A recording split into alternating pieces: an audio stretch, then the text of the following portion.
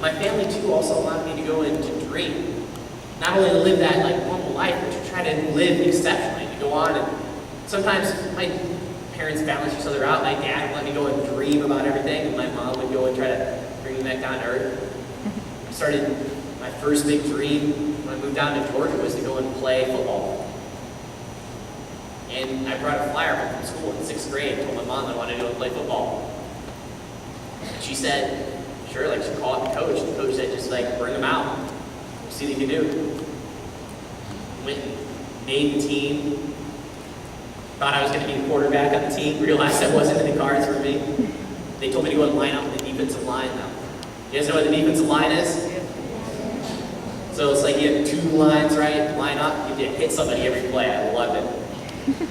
Very first play that I ever got to go and play in the practice scrimmage game. The center, he went to go and snap the ball. I was playing nose guard right across the center, right across from the guy hiking the ball.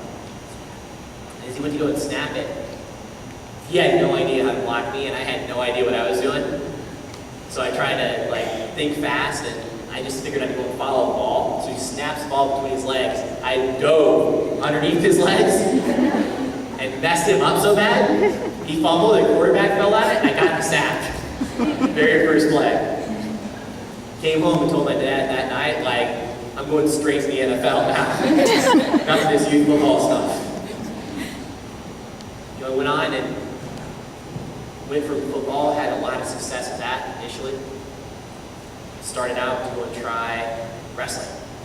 Started lifting weights and wrestling, same age. Had a totally different experience. Went from went from having that instant success, instant gratification with football. Started wrestling, lifting weights. For the first time, everyone was looking at me and saying that it was completely impossible. Saying that there's no way a guy without arms and legs could go and win a single wrestling match. I was convinced my dad was going to come out and tell me it was going to be like John Cena, Hulk Hogan, those guys like jumping off the top ropes. I realized it was totally different when I came out there. I was all alone in the wrestling mat. In the weight room, deal with other people looking at me like, what's this kid in here with a disability? What's he trying to prove? I started lifting with 2.5 pounds on each arm. Could have lifted more weight than that. You guys know the tiny 2.5 pound plates in the gym. I was lifting this and felt embarrassed at how light the weight was. My dad made me start there, go and perfect form before I could move up. And I lost over that period of time every match I wrestled 35 times in a row. It took 1.5 years to win my very first match. Started hearing other people, like other coaches, kids saying that like I didn't have the reach, I didn't have the grit, I didn't have the leverage, I didn't have all these tools that I needed to go and win a wrestling match. Everyone said it was completely impossible.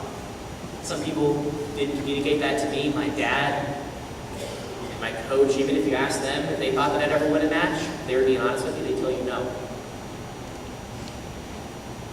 Remember the fear that I had built up inside of me was crazy before each match.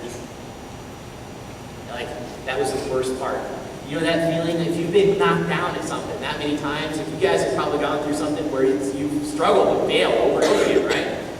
You know that feeling, that butterfly churning feeling, maybe it's performance, maybe it's in a sport, maybe it's in, before taking a test, that anxiety butterfly feeling in your stomach that you get, it was crippling. First kid that I beat, I used to pray that I would win a match. I just gave that up, and I just asked that I didn't want to be afraid. And the first kid that I beat, I saw in his eyes, I was your age, looked across the mat, and I saw that he was just as afraid as I was.